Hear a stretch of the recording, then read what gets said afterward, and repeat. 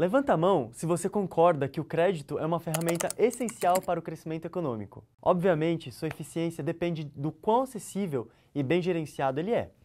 Mas, quando o assunto é acessibilidade, não podemos negar que as fintechs de crédito cada vez mais se firmam como grandes aliadas do progresso econômico individual e coletivo do Brasil. Você olha para uma estrutura de fintech em que a tecnologia está na ponta, você consegue ter uma agilidade ali na criação de produto, de correção de rota, de concessão, de reanálise. Basta CID sem grande acesso a um crédito de qualidade, o pessoal recebendo um crédito muitas vezes de um valor que era muito superior ao que precisava, e foi daí que nasceu a ideia do nosso crédito digital mensal, que era o nosso primeiro produto, entrando com crédito pequeno, de pequeno montante para o cliente. Bem-vindos à segunda temporada da websérie Bancos e Banking, na qual vamos explorar como as fintechs estão redefinindo a maneira como interagimos com os serviços financeiros. E transformando os modelos de negócio e estratégias de todo o ecossistema.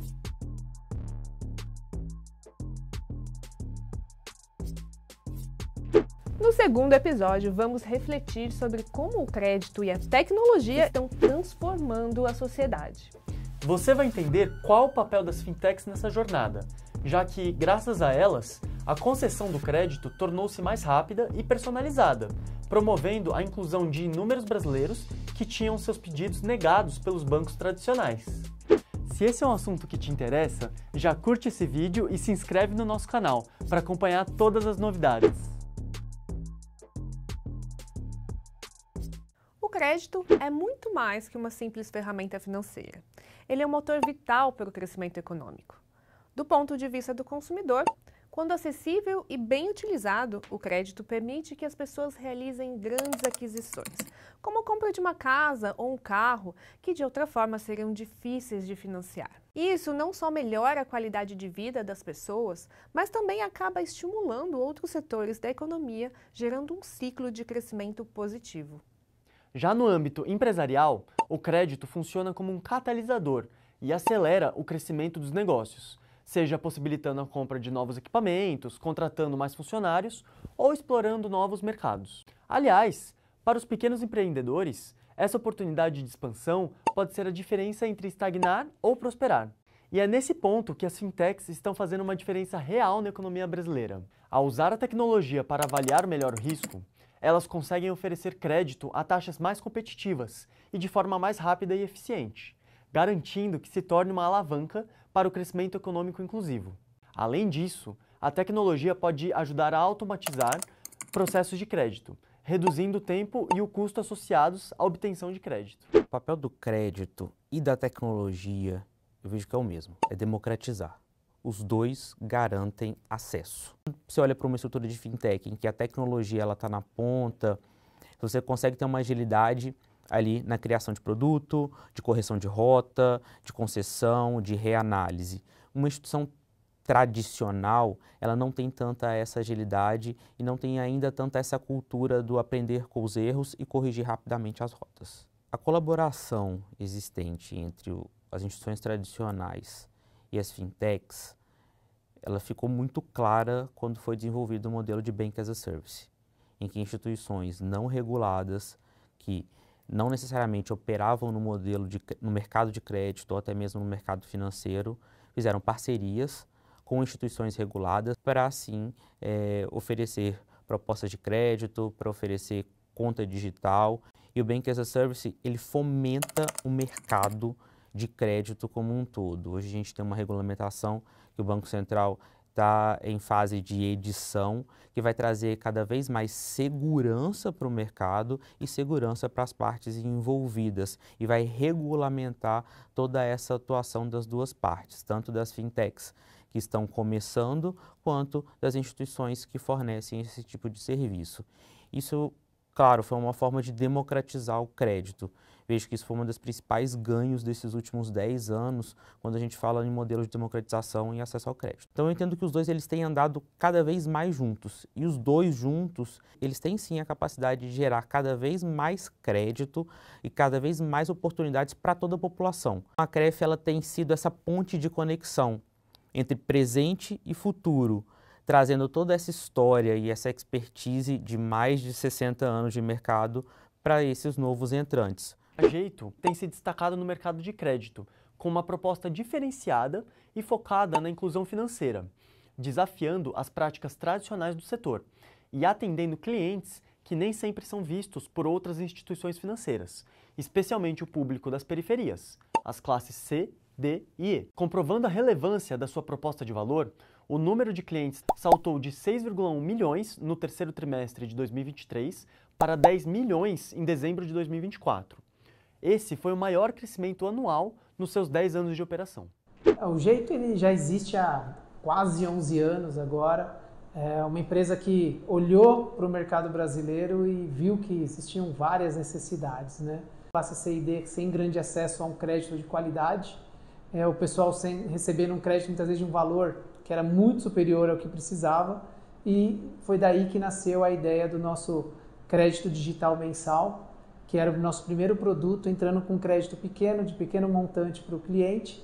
O uso de tecnologia ele foi fundamental para o crescimento do Jeito, né? Entrar com uma solução de crédito para a classe C e D fazia com que de forma central a eficiência tivesse que estar dentro do nosso negócio. A gente tinha que ter uma operação enxuta, um processo inteligente e com o uso do que pudesse estar utilizando de dados alternativos, de novas tecnologias para acelerar esse processo e torná-lo fácil para o nosso cliente.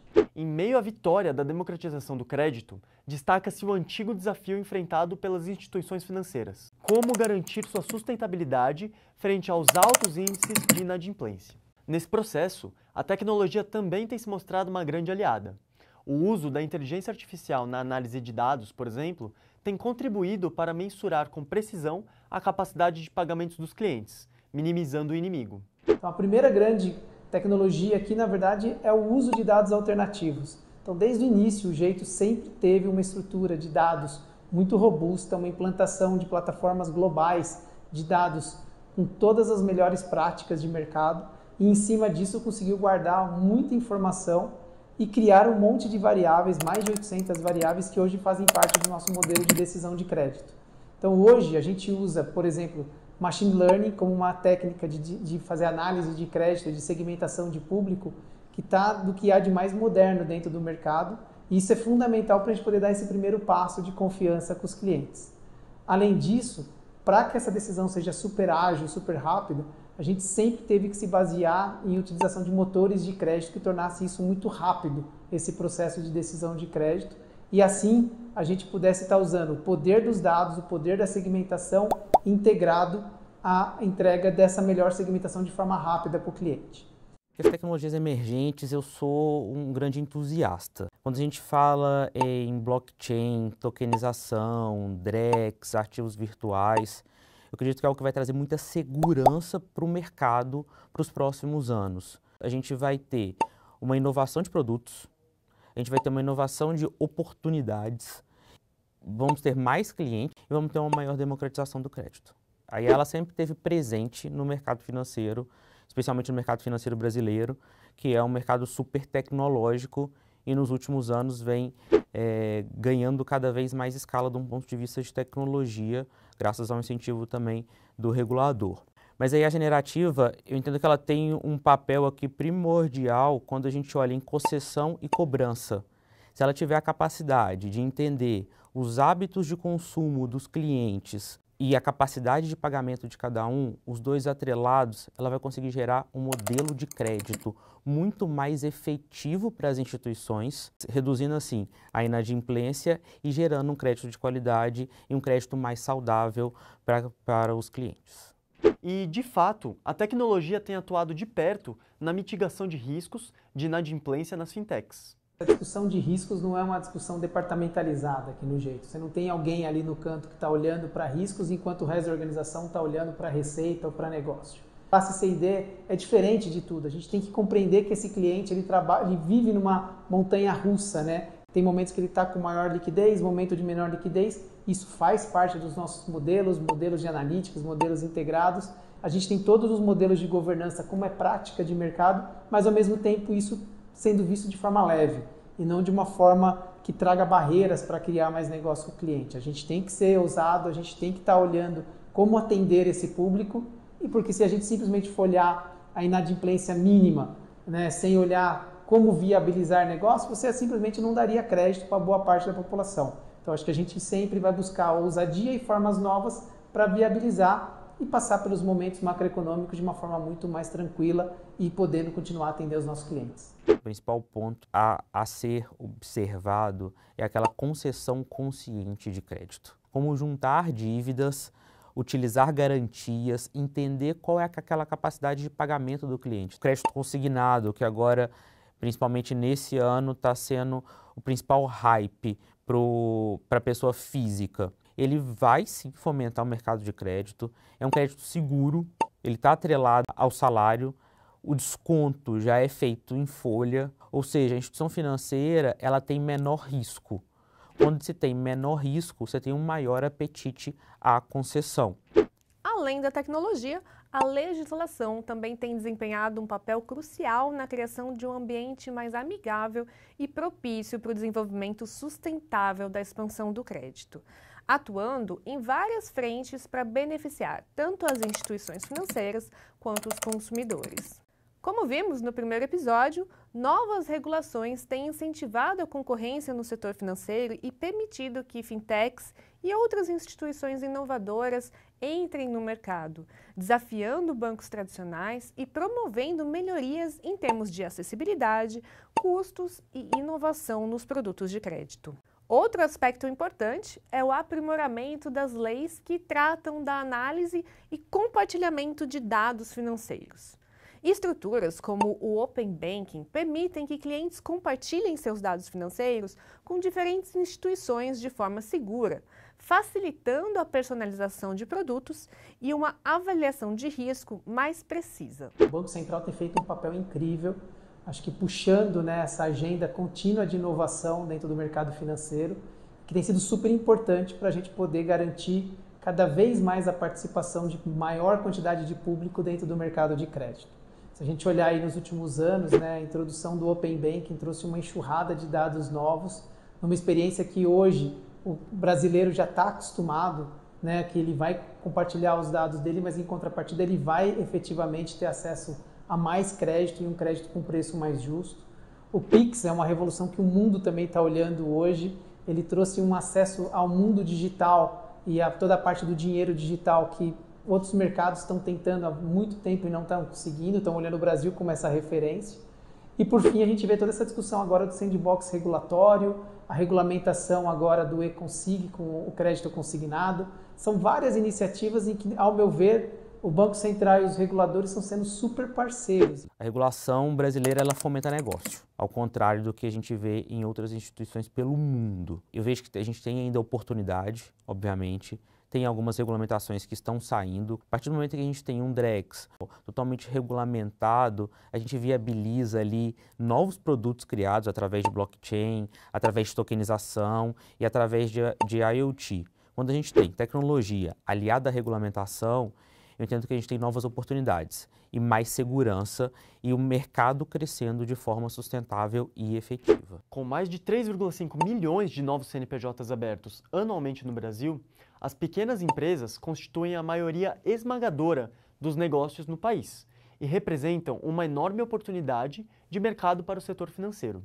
E Carol, apesar de mostrar um potencial significativo para o desenvolvimento econômico, esses empresários ainda enfrentam barreiras no acesso ao crédito, especialmente em instituições financeiras tradicionais. De olho nessa realidade, além de facilitar o acesso ao crédito pessoal, as fintechs têm atuado fortemente no segmento B2B e fortalecido sua atuação como agente inclusivo. O mercado mais promissor para a pessoa jurídica é o micro e pequeno empreendedor. As empresas tradicionais que faturam alguns milhões, a gente viu que nos últimos anos elas entraram em recuperação judicial e não trouxeram tanta mais segurança para o mercado de um ponto de vista de solvência. O micro, pequeno e médio empreendedor, ele paga em dia, ele quer fomentar, ele quer crescer o seu negócio. Muitas das vezes o negócio dele vai super bem, ele é conhecido naquela comunidade, ele cresce, ele se expande, mas ele ainda é limitado porque não é tão bancarizado, ele não tem tanto acesso ao crédito. Então, as instituições que aproveitarem este momento vão navegar num mar aberto aqui de oportunidades para conceder o crédito. Exemplo de fintech que vislumbrou oportunidades nesse nicho é a Cora. Fundada em 2019, ela se posiciona como um banco digital voltado exclusivamente para pequenas e médias empresas e tem se comprometido em oferecer serviços financeiros simples e acessíveis para impulsionar o crescimento econômico e social no Brasil. Para entender a fundo as dores desse público, o Banco Digital conduziu recentemente uma pesquisa que destaca 5 perfis de empresários que procuram linhas de crédito, cada um com suas próprias motivações e desafios. A conclusão é que eles vão desde aqueles que priorizam a estabilidade financeira e evitam dívidas, aos que utilizam crédito de forma estratégica para expandir seus negócios e os que mantêm um controle rigoroso sobre suas finanças. Há também um grupo de empreendedores com menor experiência no uso do crédito, geralmente devido à baixa necessidade de investimento típico em suas áreas, como freelancers e prestadores de serviços. A preocupação em entender as necessidades do público mostra como a fintech vem batalhando para contribuir para o crescimento sustentável dos clientes. Foi nessa linha, inclusive, que nasceu o seu mais novo produto, a linha de capital de giro. A solução, anunciada em abril, mostra como a fintech está utilizando a tecnologia e os dados estratégicos para oferecer soluções personalizadas que atendem às necessidades específicas de diferentes perfis de empreendedores. Com o entendimento de que as fintechs têm não apenas revolucionado o cenário tecnológico no setor financeiro no Brasil, como impulsionado a transformação social no país, chegamos ao fim desse episódio. Na próxima semana, vamos explorar a terceira onda de fintechs, na qual os serviços financeiros se fortalecem como estratégia nos mais diversos setores da sociedade, fazendo dos dados o principal aliado na oferta de serviços e produtos cada vez mais customizados. Eu não vejo a fintechização como uma tendência. Eu acredito que é algo que veio para ficar. Quando a gente fala de instituições que não são do mercado financeiro entrando para o mercado financeiro, como por exemplo as instituições de varejo, elas já conhecem o cliente na ponta. Elas já sabem os hábitos de consumo daquele cliente. Eles já sabem que aquele cliente ele tem capacidade de pagamento, eles sabem que aquele cliente tem determinadas necessidades. Então, aquelas instituições que conseguem trazer uma IA generativa para ajudar na criação de políticas que vão aliar os dados que elas já têm existentes com capacidade de pagamento e capacidade financeira daqueles clientes, elas vão sair na frente na concessão de crédito e na concessão de novas oportunidades para aqueles clientes. Você vai entender como os dados assumem o protagonismo e tem gerado um verdadeiro diferencial competitivo na estratégia de fintechização em setores não financeiros. Para não perder, não se esqueça de se inscrever no nosso canal e ativar o sininho. Até lá!